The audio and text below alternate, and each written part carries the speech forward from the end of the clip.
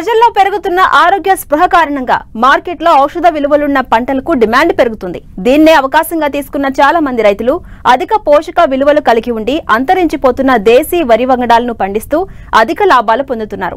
ఈ కోవలోనే నంద్యాల జిల్లాకు చెందిన ఓ రైతు అతి పురాతనమైన దేశీ వరి రకాలను సాగు చేస్తున్నారు. వీటికి ఎలాంటి రసాయన మందులను వేయకుండా కేవలం ప్రకృతి విధానంలో సాగు చేస్తున్నారు. అంతేకాదు సేంద్రియ ఎరువులు, కషాయాలను తయారు చేస్తూ తక్కువ ధరకే రైతులకు అందిస్తున్నారు.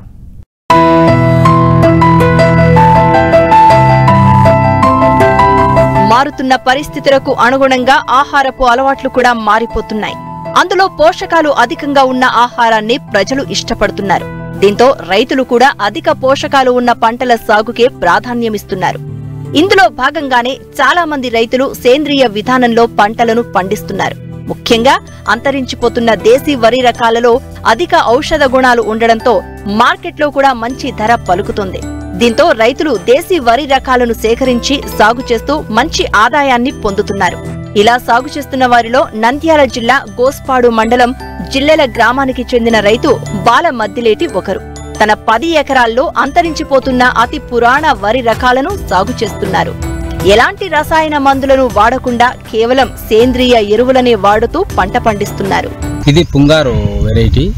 పుంగారు అంటే మనకు మహిళల్లో వస్తే పిల్లలు కాని వాళ్ళకు సమస్య ఉంటే వాళ్ళకు పుంగారు రైస్ ఉపయోగపడతాయి. స్త్రీకి గర్భ సంచి సమస్యలు ఉన్నా, స్త్రీకి ఏ సమస్యలు వచ్చినా ఈ పుంగారు రైస్ తింటే పిల్లలు కాకపోయినా ఇది ఉపయోగపడుతుంది. ఆ యొక్క అత్యంత పోషక విలువలు ఉన్నాయి కాబట్టి ఈ రకం వేయడం అయింది. ఏ మందులు గిందులు అవి వాడాల్సిన అవసరం లేదు. అంటే ఈ ఎరువులు కానీ ఈ జీవన ఎరువులు కూడా వాడాల్సిన అవసరం లేదు. నాటేసి కలుపు తీస్తే అదే పండేస్తుంది. కొంచెం ఒకసారి 2 సార్లు కషాయాలు కొట్టుకున్నా పండుతుంది. చాలా ఈజీ అయిన వ్యవసాయం ఇది. ఇది తక్కువ సమయంలోనే పండుతుంది. 110 రోజులకు పంట వస్తుంది సార్. శివుని సాంబ వేసాము. శివుని సాంబలో సన్న రకాలు, మనకు వైట్ రకాలు రెగ్యులర్గా తినేదానికి బాగా ఉపయోగపడతాయి. దీంట్లో బాగా పోషక విలువలు ఉంటాయి. బీపీ, షుగర్ ఉన్నా ప్రశాంతంగా కుటుంబ సభ్యులు అందరూ తినగలిగినది, అత్యంత పోషకాలు ఉన్నది. మనకు రెగ్యులర్గా వాడచ్చు. సన్న రకాలు కాబట్టి ఈ రకం వేసాం. 110 రోజుల పైరు. ఎక్కువ మనమేం మందులు గిందులు వేయాల్సిన అవసరం లేదు. ఎరువులు, కషాయాలు కూడా పెద్దగా అవసరం ఉండదు. ఈ కులకర్ వెరైటీ గర్భవతులకు, చిన్నపిల్లలకు మంచి పోషకాలు ఉన్న వెరైటీ. రెడ్ రైస్ ఈ చాలా అత్యంత పోషక విలువలు ఉండేది.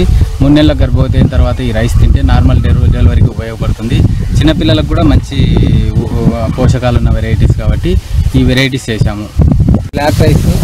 బ్లాక్ రైస్నే మనకు కాలపట్టి వెరైటీ అత్యంత పోషక విలువలు ఉన్నది. క్యాన్సర్ నిరోధానికి ఈ రైస్ ఉపయోగపడుతుంది. క్యాన్సర్ అనేది వ్యాధి కాదు, మనిషిలో ఉన్న ఆర్గానిజంని చంపేస్తుంది. ఇది ఆర్గానిజాన్ని డెవలప్ చేస్తుంది, మనిషికి కావాల్సిన పోషకాలను అందిస్తుంది. క్యాన్సర్కు అద్భుతంగా పనిచేస్తుంది. దీంట్లో అత్యంత పోషక విలువలు ఉంటాయి. ఇది కేరళలో కూడా అయ్యప్పస్వామి టెంపుల్లో ప్రసాదం ఇస్తారు. ఇవి చాలా పోషక విలువలు ఉన్నాయనే వెరైటీస్ కాబట్టి ఇవి వేసాను. ఇప్పుడు అందరికీ ఎక్కువ అవేర్నెస్ పెరిగిపోయింది, అందుకనే ఈ వెరైటీస్ వేయడం అయింది. రైతులకు కూడా సీడ్ ఇవ్వడానికి మనం కొంత ఇష్టపడుతున్నాం. ఎక్కువ శాతం రైతుల దగ్గర ఉంటే అది రైతు కుటుంబాలకు ఉపయోగపడుతుందని ఉద్దేశం. దేశవాళీ వెరైటీస్లో ఇది ఒకటి. ఇది కాలనమ్మకు ఫస్ట్ టైం వేసాం. మాకు తెలియక కొంచెం వాటర్ ఎంత ఎక్కువ ఇవ్వడం వల్ల ఈసారి పడిపోయింది. కాలనమ్మకు చాలా పోషకాలు ఉంటాయి, అత్యంత పోషక విలువ ఉన్నాయి. తమిళనాడు విత్తనము, చాలా ప్రాధాన్యత గల విత్తనము. ఇది ఒడ్లు వచ్చేసరికి బ్లాక్ ఉంటాయి, రైస్ వైట్ ఉంటుంది. సెంటెడ్ వెరైటీ, మంచి సువాసన భరితంగా ఉంటుంది. దీంట్లో అత్యంత పోషక విలువలు ఉన్నాయి. మన పూర్వీకులు ఇది బాగా ప్రాధాన్యతగా వాడేవాళ్ళు. కాలనమ్మక అనేది బుద్ధుని కాలం నుంచి ఉండేది. బుద్ధుడు మన దేశానికి నుంచి వేవేటప్పుడు ఈ రైస్ ఇచ్చాడనేది కొంత వాడక ఉంది. రైతులు ఆరోగ్యంగా ఉండడం, భూమిని ఆరోగ్యంగా ఉంచాలనే ఉద్దేశంతో ప్రకృతి వ్యవసాయం చేస్తున్నారు రైతు మద్దిలేటి. తానొక్కడే కాకుండా తోటి రైతులు కూడా ప్రకృతి వ్యవసాయం చేసే విధంగా ప్రోత్సహిస్తున్నారు. ఇందుకోసం దేశీ వరి రకాల సీడ్ బ్యాంక్ ఏర్పాటు చేశారు. వీటితో పాటు నవధాన్యాల కిట్లు, పెరటి తోటల కిట్లు, బీజామృతం, ఘన, ద్రవ జీవామృతంతో పాటు జీవన ఎరువులు, కషాయాలు తయారు చేసి తక్కువ ధరకి అందిస్తున్నారు. మనం ప్రకృతి వ్యవసాయం చేయడం ప్రధాన ఉద్దేశం ఒక 2 రకాలు. ఒకటి రైతును ఆరోగ్యంగా ఉంచడం, రెండోది ఒకటి ఈ భూమిని ఆరోగ్యంగా ఉంచడం, ఈ పరిసరాలను ఆరోగ్యంగా ఉంచడం. భవిష్యత్ తరాలు వ్యవసాయం కొనసాగించాలంటే రైతులు ఆరోగ్యంగా ఉండాలనేది ప్రధాన ధ్యేయంగా నేను వ్యవసాయం చేస్తున్నా.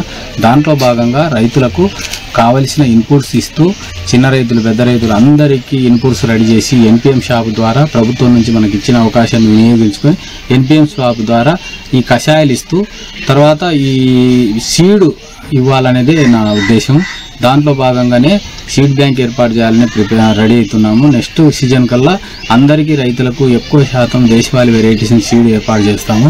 తర్వాత మనకు ఈ ప్రకృతి వ్యవసాయంలో ప్రధాన అస్త్రం ఏమంటే పిఎండిఎస్, అంటే మనకు ఈ పచ్చిరొట్టె ఎరువులు, ఎప్పుడైతే పచ్చిరొట్టె ఎరువులు చేసుకుంటామో భూమి బలపడము, ఈ కలుపు నివారణకు ఎక్కువ గింజలు మొలక శాతం రావడము, కలుపు నివారణ తగ్గడానికి అవకాశం ఉంటుంది. ఇది టైప్ 2 ఘనజీవామృతము. దీంట్లో ఎరువు వేసి పెట్టి మనకు అక్కడ డమ్ములు పెట్టుకొని దాంట్లో జీవామృతం తయారు చేసి దీంట్లో యాడ్ చేస్తాం. జీవామృతము తర్వాత కల్చర్లో ఎన్పీకే అని మనకు ఎక్కువ నత్రజని ఏవైతే ఉన్నాయో కల్చర్లో అవెల్లా బెల్లము కల్చర్ వేసుకొని ఒక్కొక్కసారి 400 లీటర్లు వేసుకుంటూ వస్తాం. 15 రోజులకు ఒకసారి వేసుకుంటూ వస్తాము.